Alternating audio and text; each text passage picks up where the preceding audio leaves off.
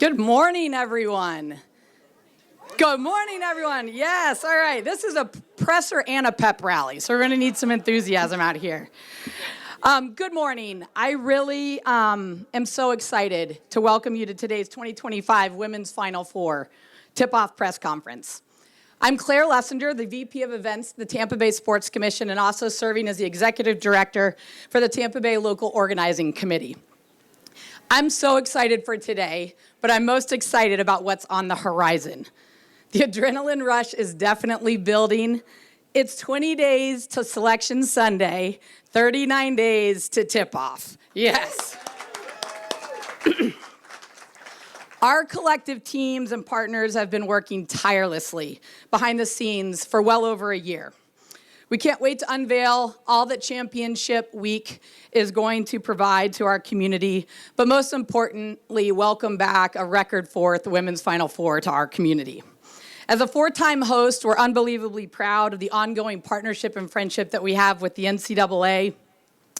And we are also unbelievably proud of the ever-evolving growth of this championship. There's significant growth in our community as well. And so this couldn't be a more perfect time to be reuniting and ensuring that this championship is not only elevated at every turn for the student athletes, the fans, the visitors, but that we continue to help grow with our friends at the NCAA and truly make a mark and shine a light on this significant championship. The Women's Final Four is way more than 3 games. You're going to learn about that throughout this presser and program. It will be reiterated over and over again. But none of this is possible without our partners and the friends and the family that pour into this process. We're fortunate to be joined by many of them today. You'll hear from many of them today. But I want to personally thank and shout out these key partners that help us do this daily work. From the Sports Commission, Rob Higgins, the Executive Director, and the team behind him. Our host institution, USF, Chris Pierce, and the team behind her. We've got Steve Griggs at Vinnick Sports Group and Amalie Arena and the team behind him. Our city team with our mayor and Chief Burkhall and all of your crew that is working tirelessly to ensure a safe and fun championship. Our friends at the county with Bonnie Wise also working tirelessly, and of course our great partners at Visit Tampa Bay with Santiago and his team. I would also like, just by a show of hands, I know it's a busy work day for these folks, but we do have an all-women's advisory board that has helped lead this effort from start to finish, and we've got a few in the stands or in the audience. If you could just raise your hand. Thank you for all of your support. Yes. Well, now it is my pleasure to pass the ball, if I had one, to our leading scorer here in the community and the city's point guard. Ladies and gentlemen, Mayor Jane Castor.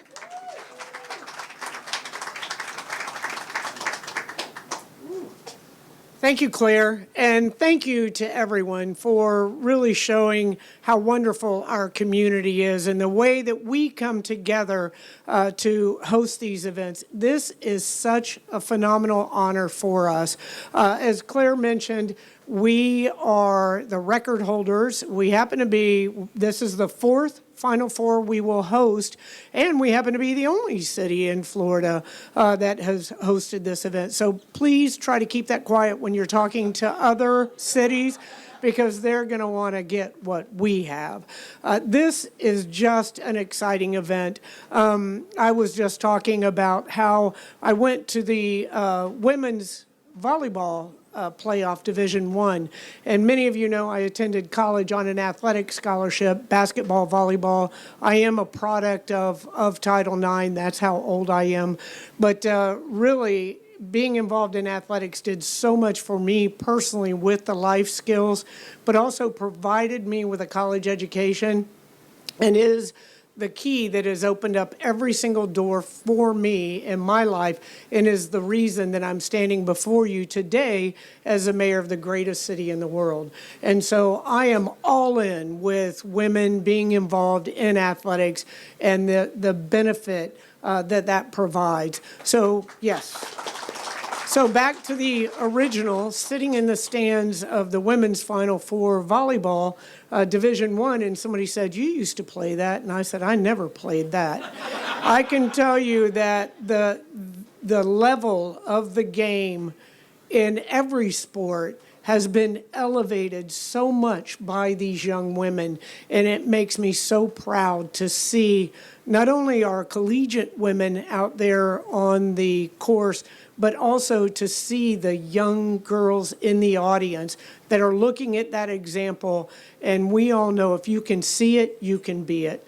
So we are so excited. So many changes here since Rob and Claire were throwing the basketball from what was going to become the J.W. Marriott down into the goal at the Amalie Arena.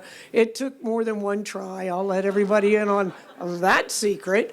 But anyway, the Sports Commission, I mean, the links that Rob and Claire and the team go to, along with Visit Tampa Bay, to bring these events to our city is simply unmatched. And we are just so glad to have you and that partnership.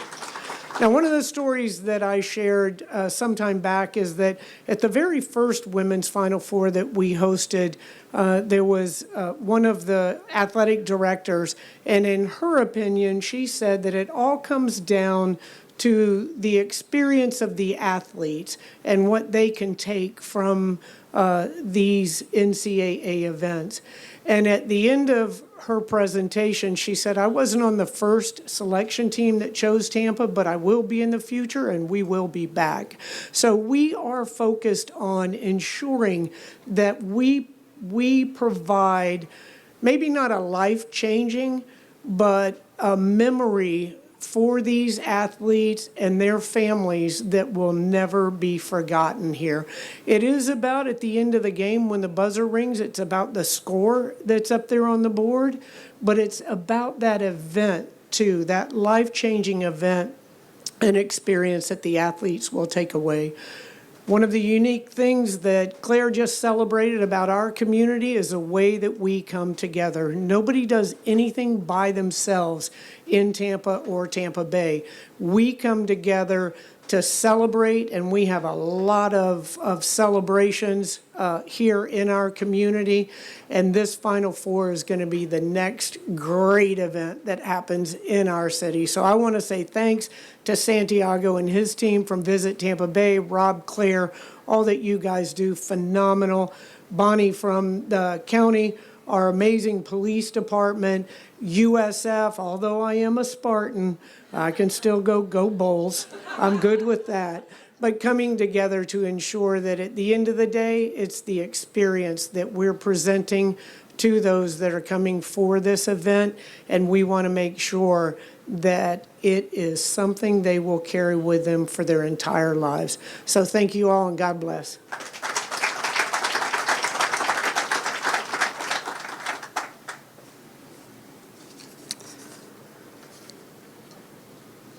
Awesome. Thank you, Mayor Castor. This event, as has been said a couple times, wouldn't be possible without partnerships, but one that's unbelievably unique and we're proud of is the coordinated effort and high level of support from both the city and the county. So please join me in welcoming Hillsborough County Administrator Bonnie Wise.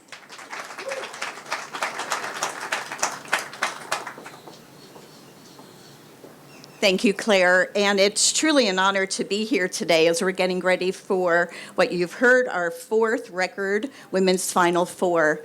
And I'd like to introduce former County Commissioner Michael Owen, who's joined us today, who's now a state representative, and he is also here supporting us. I'm so glad he was able to join us today. Thank you. And we are proud to work alongside the NCAA, the Tampa Bay Sports Commission, University of South Florida, where both my husband and son graduated from, so go Bulls, and to provide a world-class experience for the athletes, for the fans, and the visitors throughout the prestigious events that are going to unfold. And what I love about these events is that it generates significant positive economic impacts for our local businesses, for our hotels, for the restaurants, and for all the attractions, while creating opportunities for our residents to get involved in the numerous activities that are going to surround the games. Beyond the economic impacts, this event inspires young athletes, fosters community pride, and strengthens Hillsborough County's reputation as a world-class destination for hosting sporting events.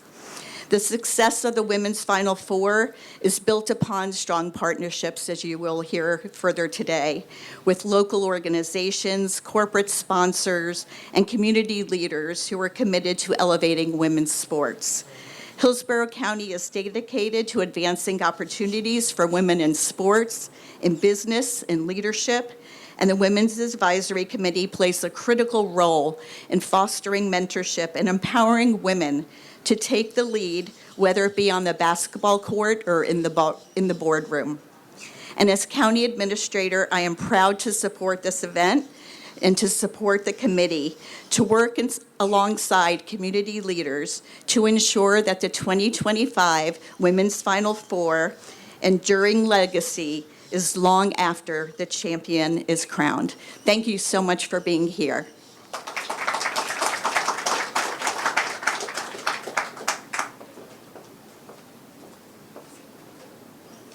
Those birds especially like what you had to say, Bonnie.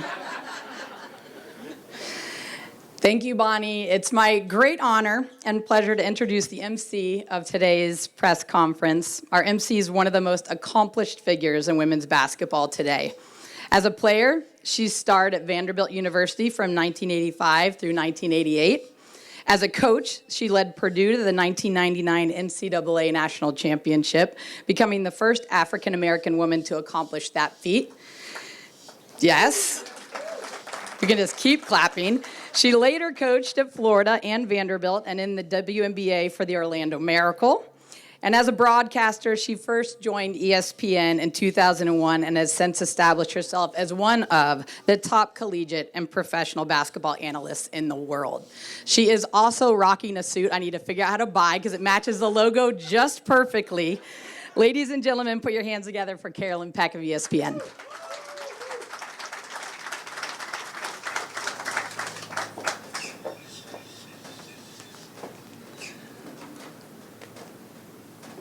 Okay. We want to do this and try to get it off right. So, good morning. Good morning. There you go. It is great to be back in Tampa. Our game is coming off a unforgettable 2024 championship that featured record attendance, television ratings, and phenomenal play on the court. Even with that being said, though, I feel like that's just a precursor of what's going to happen in 2025. At the championship, at the Women's Final Four, that will be must-see TV. Our game is currently blessed with so many great players, great teams, legendary coaches, and storylines. In 39 days, I'm counting it off like it's Christmas. The Women's Final Four returns to Tampa Bay ready to over-deliver for all involved. All 68 teams and those respective student athletes are hoping that their championship road leads to Tampa Bay for one of the biggest moments in their lives. This is not in my script, but I'm going to tell you. Winning a national championship for that one day, you get to say, you are the best. You are the best for that whole year. In 2025, Women's Final Four will showcase years of hard work with leaders from the city, county, and state joining forces to provide an unforgettable event. You heard a few moments ago from Mayor Jane Castor, superstar from the University of Tampa. and Hillsborough County Administrator Bonnie Wise regarding the coordinated efforts it takes to deliver a great championship experience. We will have the chance here in a moment to visit with several individuals to offer insight into the coming championship and event. What is the NCAA Final Four all about? What should we expect here in the what should we expect here in the first week of April? Let's take a look. This is Tampa Bay, where legends rise, history is made, and the excitement is unmatched. This April, the NCAA Women's Final Four returns for an unprecedented fourth time. And even before the action hits the court, fans everywhere can enjoy an electrifying lineup of free events you can't miss. Tip off the celebration at Party on the Plaza presented by Buick with live music, games, photo ops, delicious food, and more in Coton-Chovy Park. Step into the action at Tourneytown presented by Capital One, the ultimate fan festival with interactive games, pep rallies, and team mascots. While you're there, get inspired at Beyond the Baseline, a forum where passion meets purpose for women both on and off the court. Saturday is packed with unforgettable moments. Young fans can experience Bounce presented by Buick, where they will dribble along the Tampa Riverwalk to Tourneytown. Then, watch the nation's best fine-tune their game at Super Saturday Practice presented by Samsung Galaxy. Finally, you'll feel the beat at the Super Saturday Concert presented by AT&T in Curtis Hickson Park. Enjoy hip-hop vibes and a fun and vibrant outdoor experience. The stage is set, the treasure is waiting, and Tampa Bay is ready for you.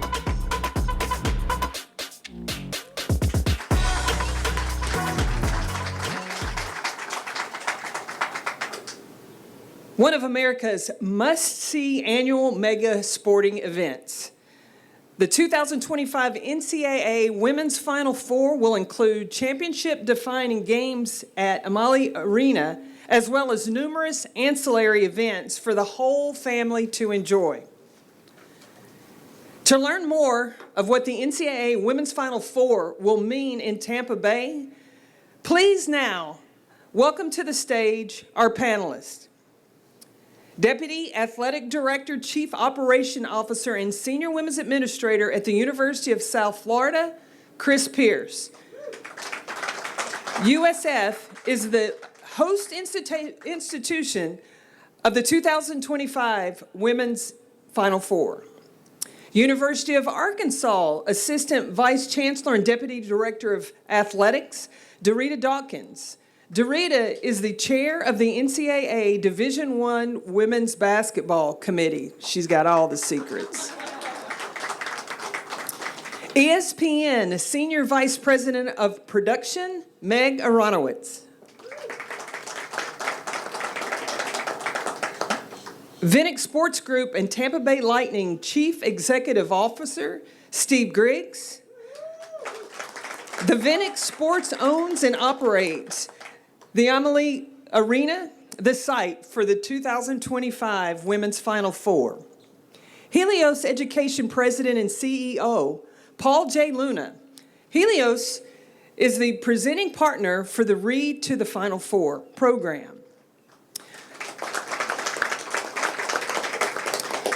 Visit Tampa Bay CEO Santiago Carrata.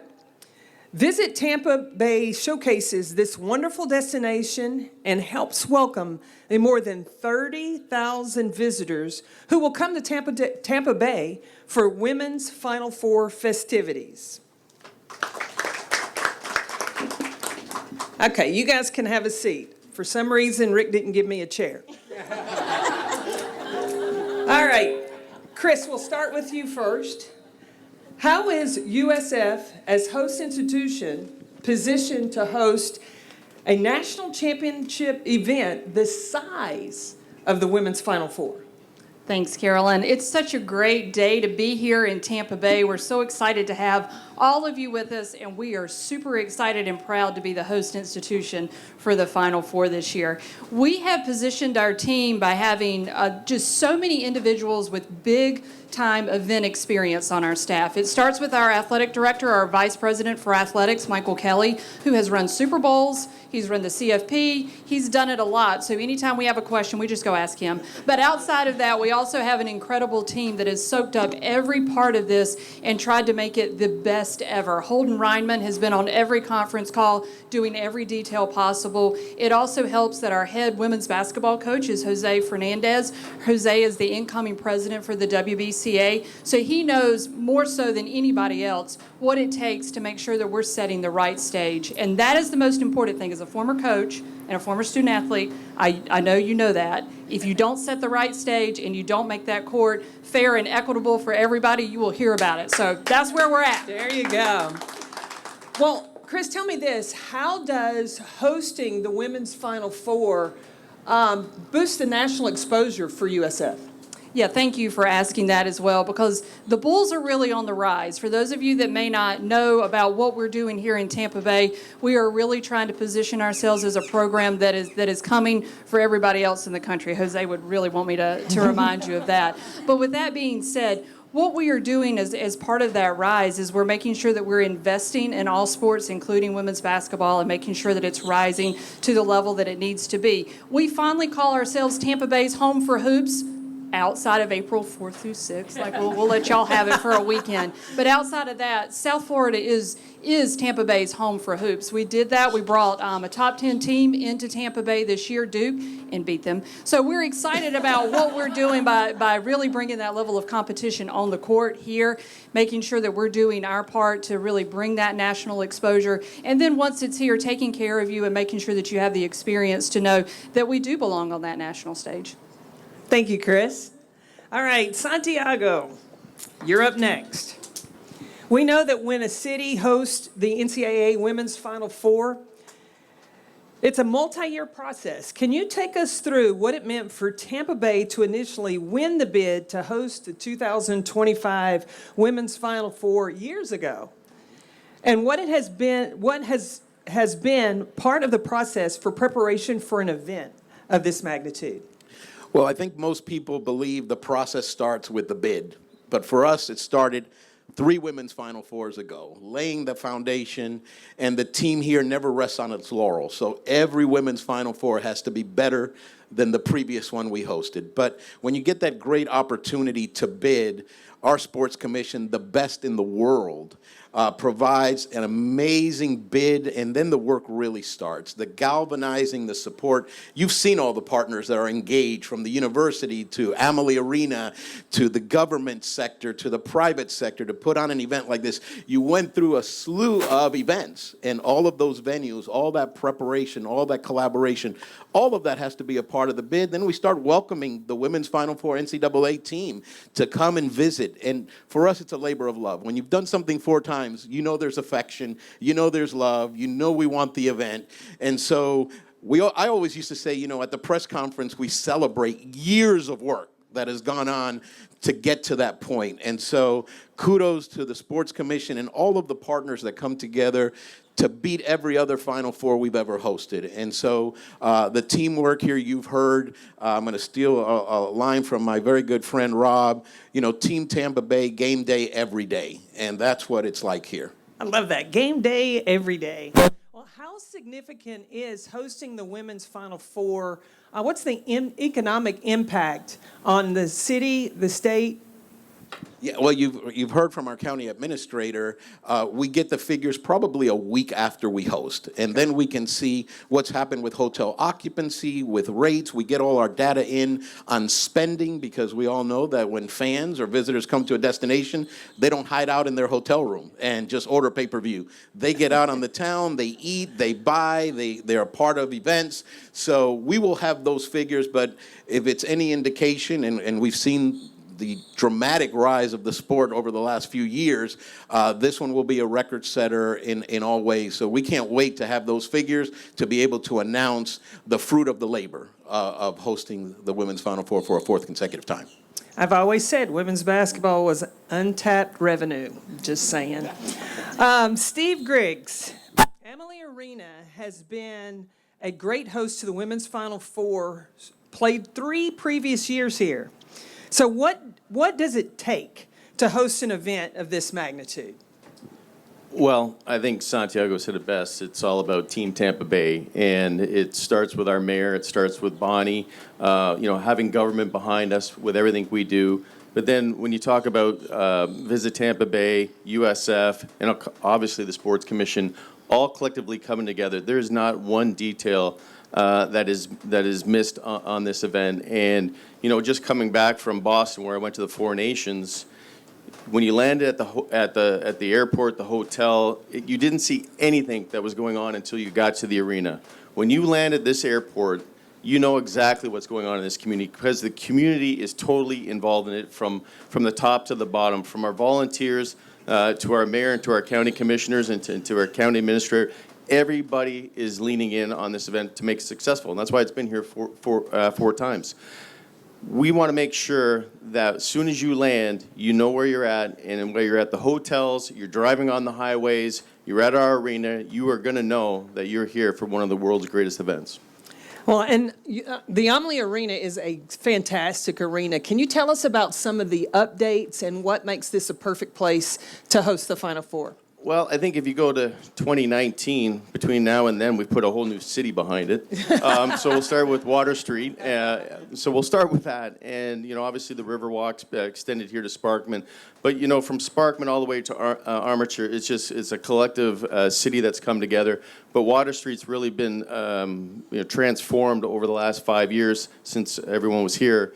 But our arena, if you start looking at our digital signage that we put up last year, I think as soon as that is turned on for Women's Final Four, you're going to know the presence of where you're at, and you're going to own this building.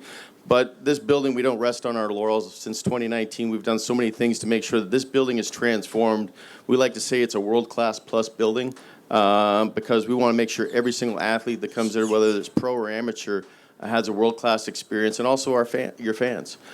We know there's going to be fans coming from all over the world to come see this, especially from some cold areas. So when you come to our plaza, you'll see we've transformed our entire plaza experience. So you'll be able to have a cold beverage from about noon until midnight in our building.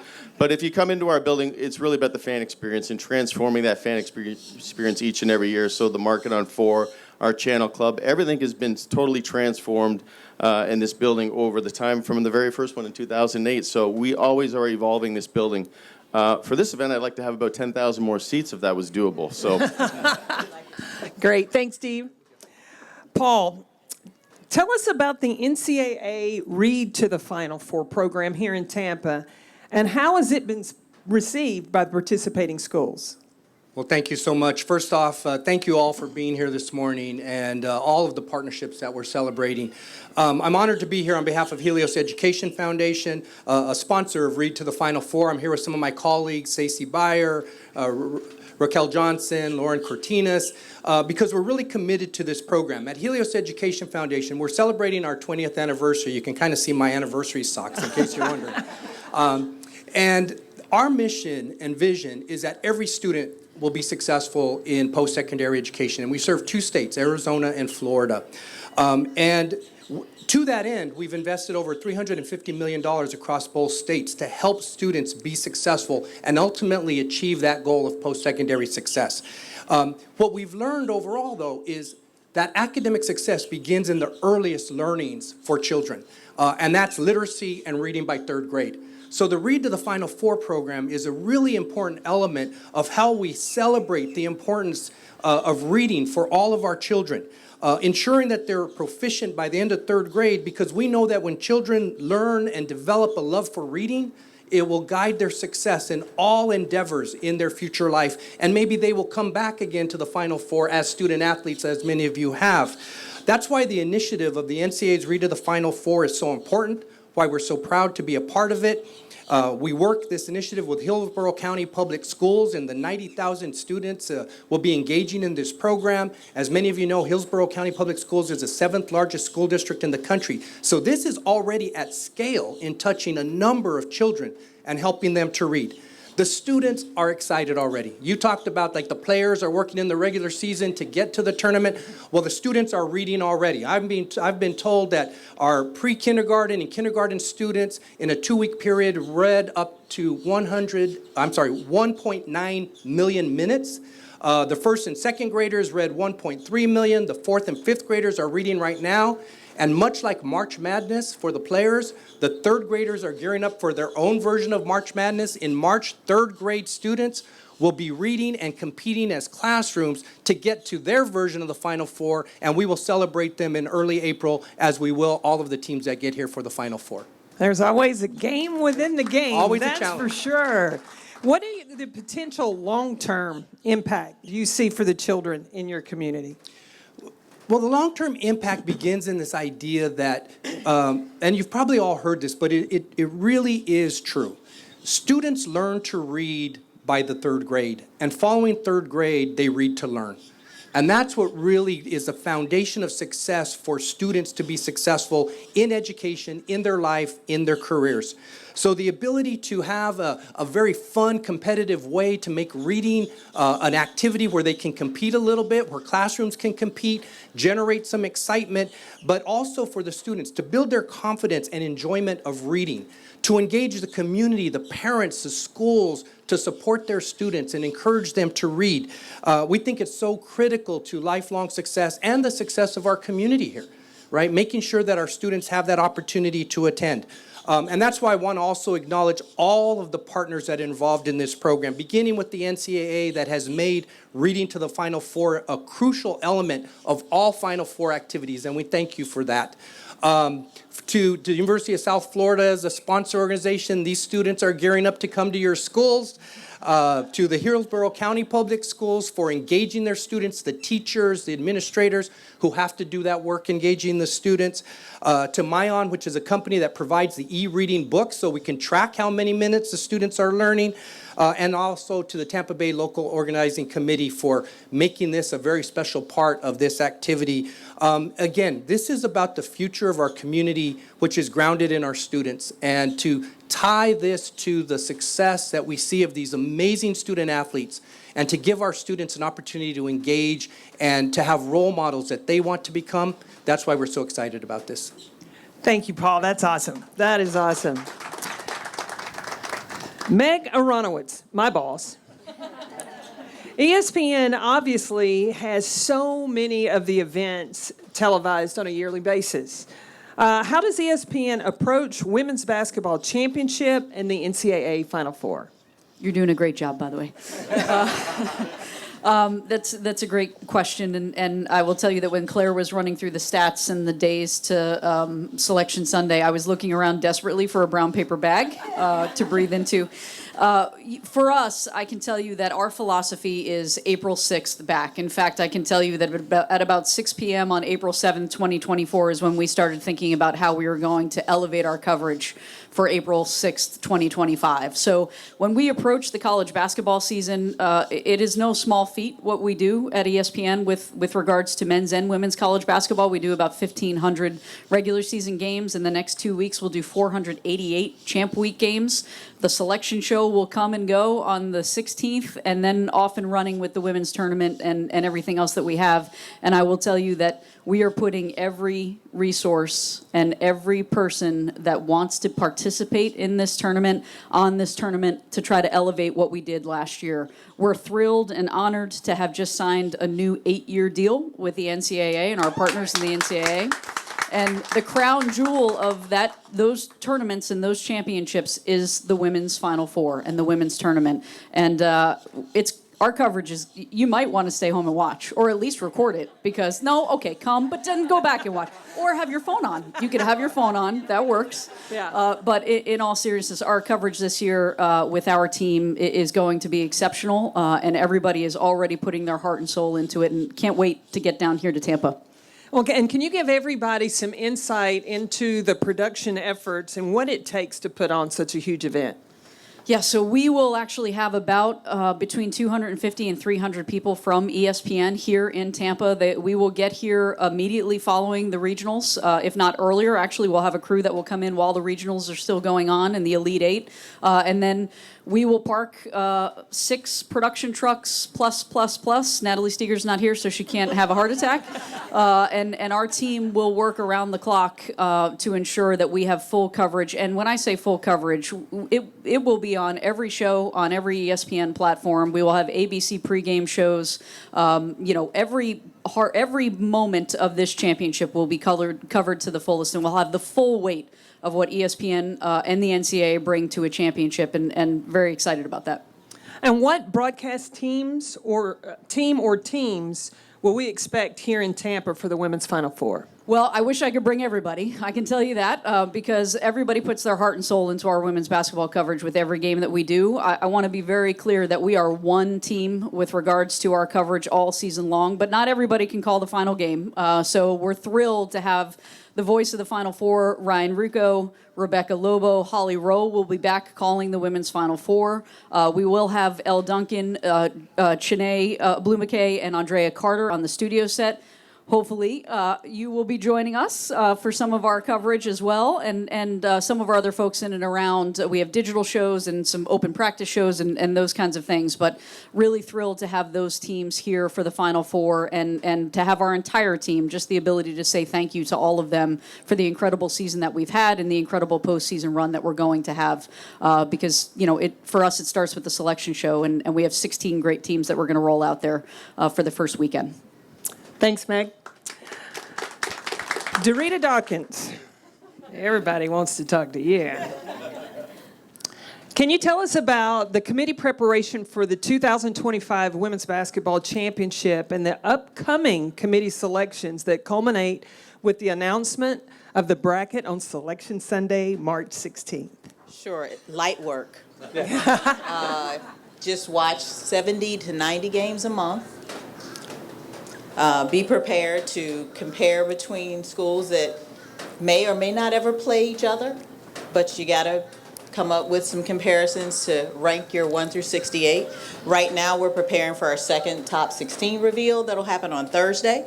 So there are a few more games this week that'll impact that. So we're getting ready for that. That's our next big task.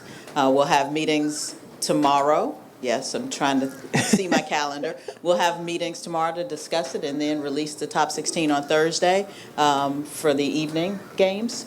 Then we will very quickly turn to getting back to watching the rest of those 70 to 90 games a month, because we'll get together in Indianapolis March 11th and start our deliberations. When we get there, I think the day we arrive, there'll be 12 or 13 AQs already determined.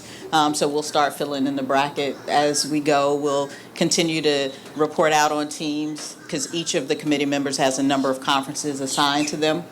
So we'll report out on those teams, start filling in the bracket as those conference tournaments wrap up. And then we'll have some good conversation on that Sunday to share it with the nation. Last year was a record-setting year for the game and the championship. And I know the deliberation to getting down to the teams went all the way up till the last minute. But what are you expecting we will see as part of the 2025 championship? More of the same. We've had some really robust conversation among the 12 of us that serve on the committee. I don't expect that to change any time between now and that final minute that we have on March 16th. There's parity in the game, so it makes those conversations really tough. I mean, to get down to that final 68, I mean, there are a lot of really good women's basketball teams out there, but there are 68 spots in the bracket. So we'll work through all of that, and we'll come out with a beautiful bracket like we have in the past. Well, you mentioned the reveal that was on February 16th, and there's another one coming up on Thursday, February 27th. Tune in. ESPN will have that for you. But how difficult of a process is that for the committee to accomplish multiple times in a season, and what benefits do you think there are to the reveal that the reveal provides? I'm going to start with the end of your question first. I think what it provides is commentary. It has people talking about women's basketball even more.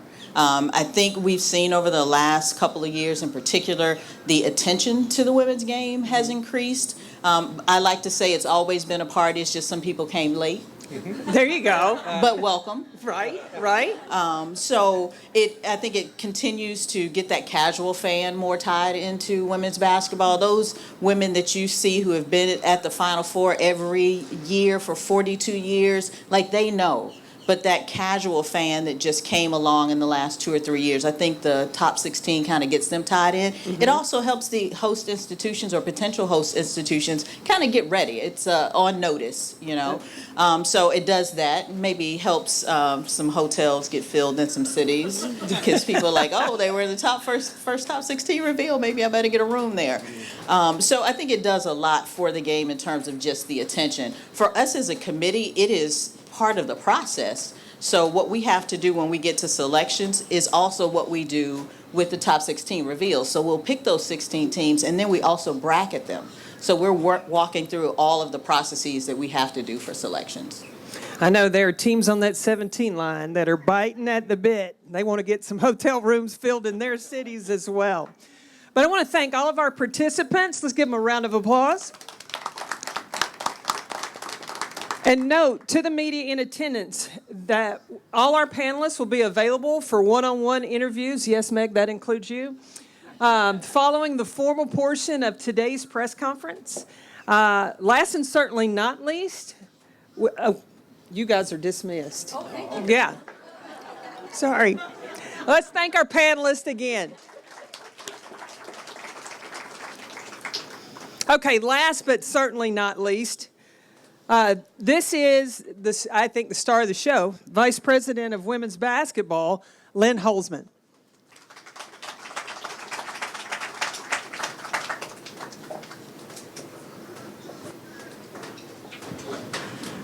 Thank you. You have a couple more questions to ask me. I will debate you whether I'm the star of the show. I don't think so. I'm so ready for your presentation. I know you want to sit down, so it's okay. I need a chair next year. Okay. Lynn, here we go. Talk to us about the excitement of the NCAA and bringing the Final Four back to Tampa Bay for a record 4th time. Well, as we've heard already here today, obviously there's a lot of pride and excitement about us coming back here to Tampa Bay, that record 4th time. I think it's not lost on myself, the NCAA staff, and also those that have served over the years for the Women's Basketball Committee. That is a huge feat to do that. As women's basketball and our championship has grown, what we've also seen, and this was mentioned before, is the community of Tampa Bay and Hillsborough County also grow. So to be able to do that together and really we get to experience this year the celebration and that culminating here in 2025 at the Women's Final Four. It really is that party that we're really excited to invite others to come in and join. I had the opportunity when I first took this position in 2018 to be part of the 2019 Women's Final Four here in Tampa Bay, and I can tell you that that experience and then comparing it to what we are experiencing now with many of the same cast of characters that we absolutely and thoroughly enjoy working with, but it is a testament to really what this community has to offer and the commitment by everyone from Amalie Arena to the Tampa Bay Sport Commission to University of South Florida. On, and I'm not going to be able to mention everyone here, but I think it's really important just to recognize that those players around the table have continued, and that's really enabled us to continue to write new chapters every single year with our championship, and that's what we're doing now. Tampa Bay, there are things that this community launched in the history of this championship that have sustained throughout the entirety of the championship. The Beyond the Baseline program that we have, that I'll mention here in a second, along with just this commitment that every single time we come to this community, they are raising the bar, and that really sets every city and community that comes after Tampa Bay on notice that they have to be up to the challenge to try to beat out this place. Lynn, you mentioned growth and the popularity. What have been some of the main drivers to that growth aspect, and how do we maintain that momentum?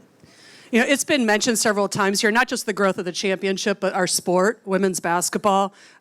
We are, just like the mayor referenced, and there's several others in the audience today, we are products of women being in sport and women's basketball.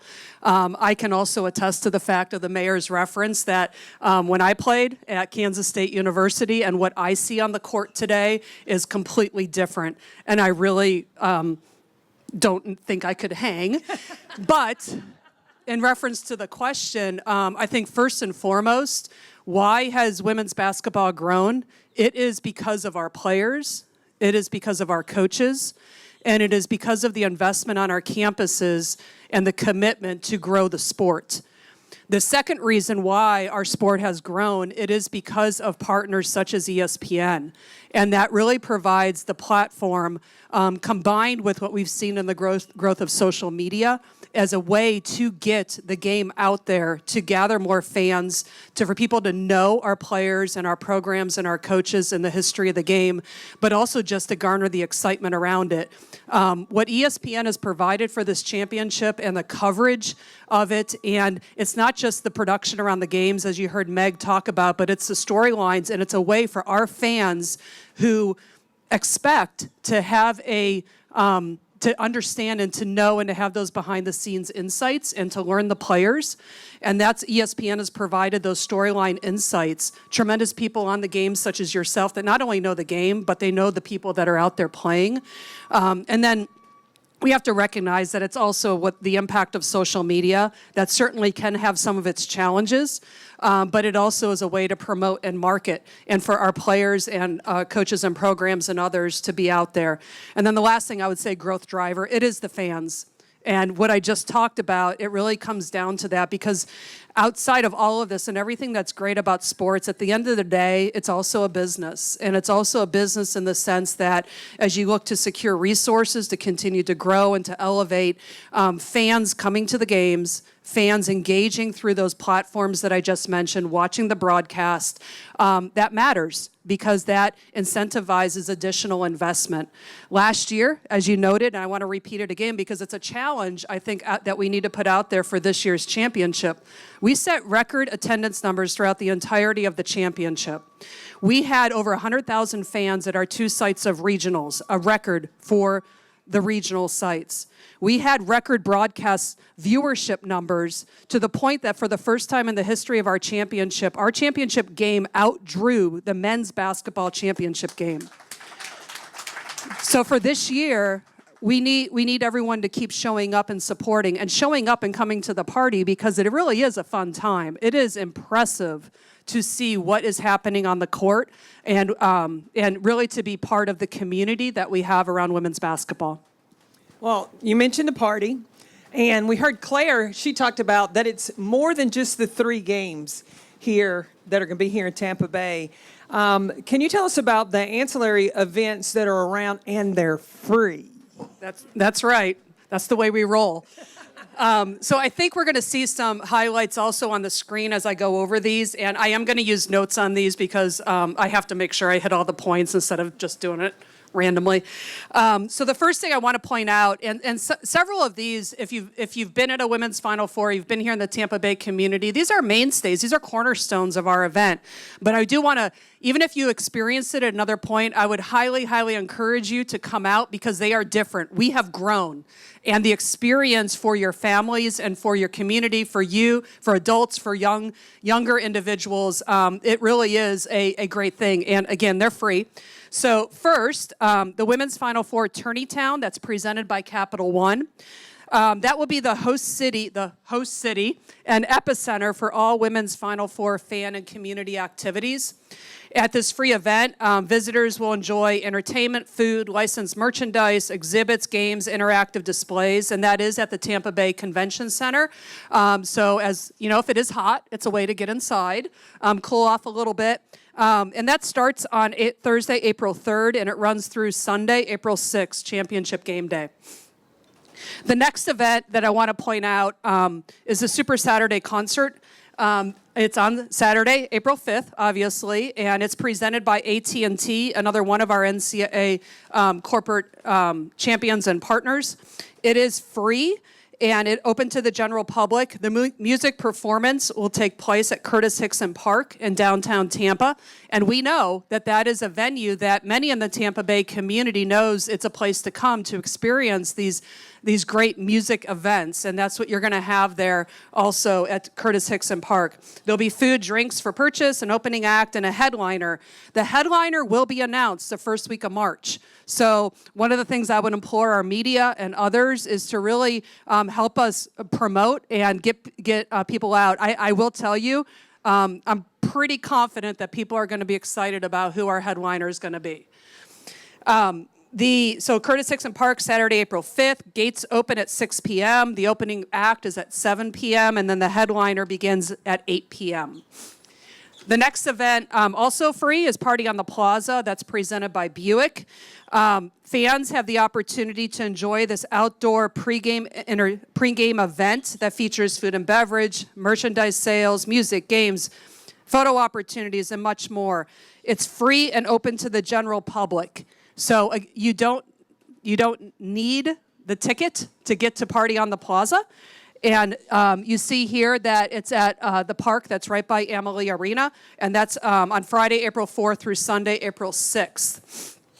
The Super Saturday practices, this is an opportunity that has come about over the last couple years for Women's Final Four, and it really is, to get a ticket to the games is a challenge when you're in high demand, and I'm with you. I wish we had 10,000 more seats in the arena, but this Super Saturday practice is an opportunity for the general public to get into Amalie Arena to see our final two teams as they are preparing in a public forum for that championship game on Sunday.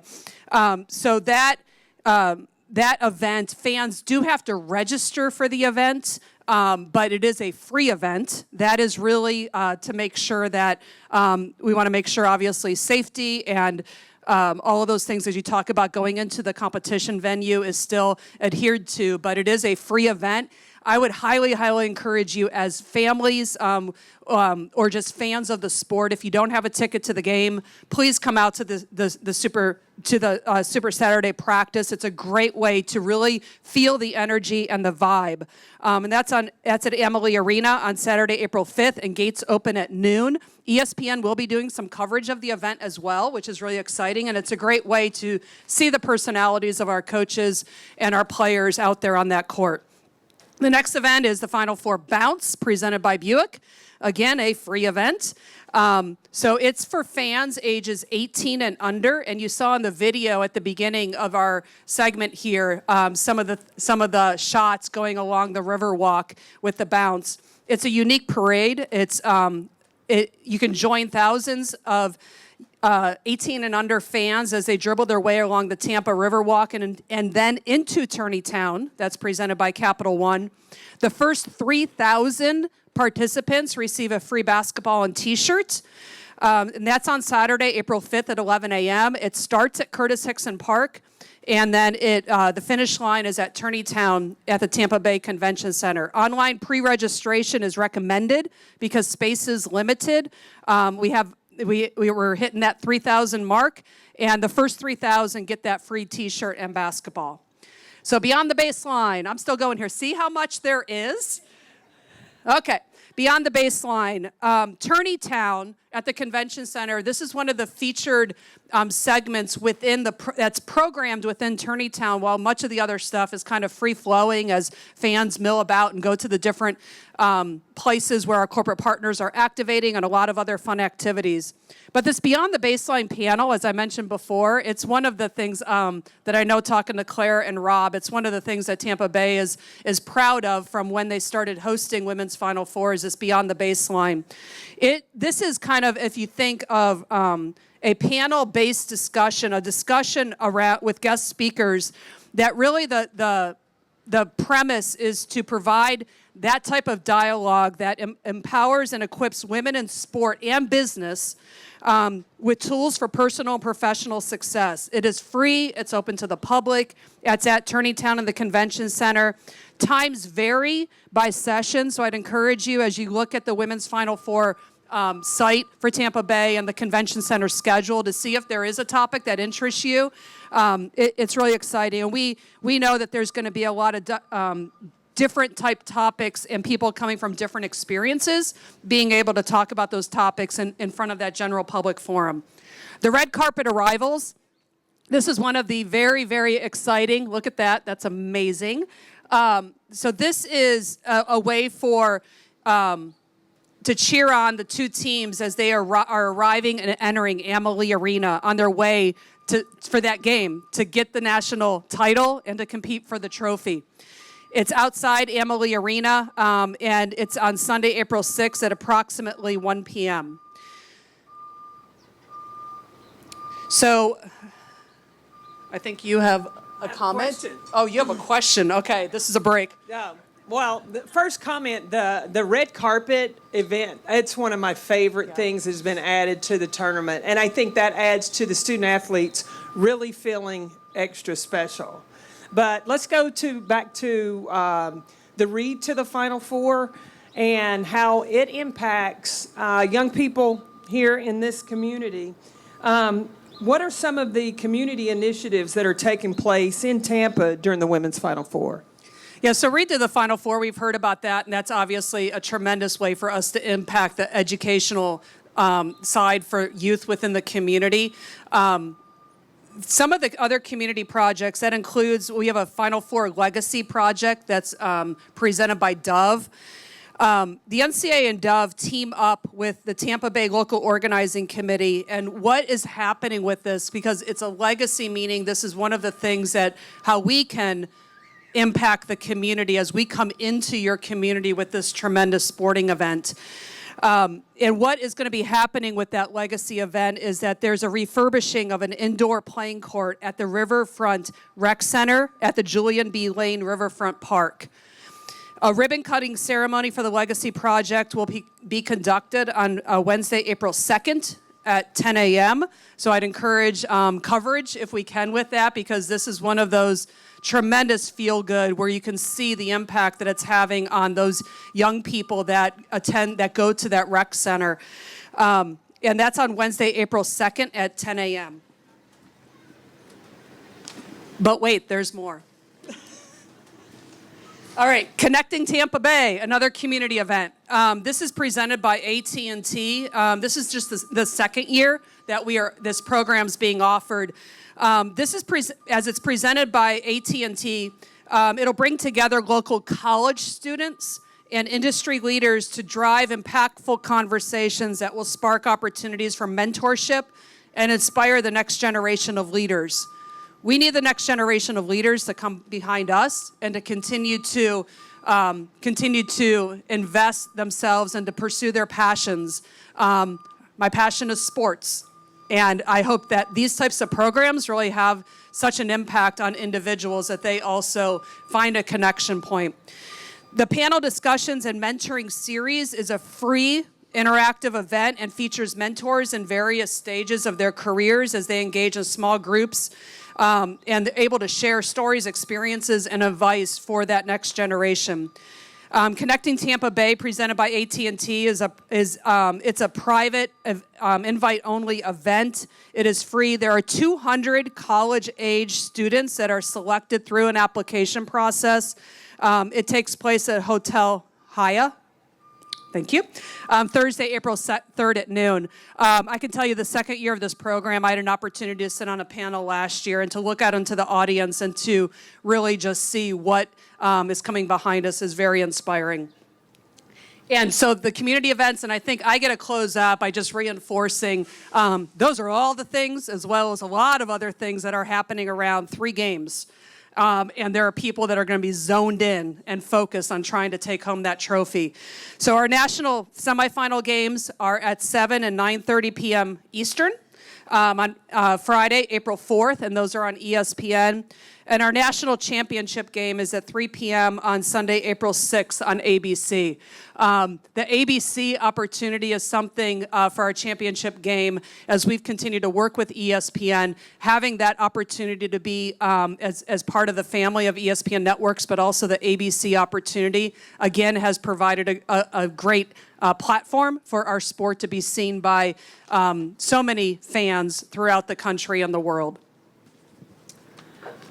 Nice job. Can we give a hand to all of my panelists today? I want to thank everyone for attending the press conference. And for more information, you can go to ncaa.com/Women's Final Four. In addition, invite your friends to follow and share via the NCAA Women's Final Four social media channels. For media with us today, we will be setting up one-on-one interviews with all of our presenters immediately following the NCAA Tampa Bay, so see an NCAA, there we go, see an NCAA or Tampa Bay local organizing committee media representative for assistance in setting those up. And finally, we look forward to seeing each of you in the first week of April for the 2025 NCAA Women's Final Four. Have a great rest of your day.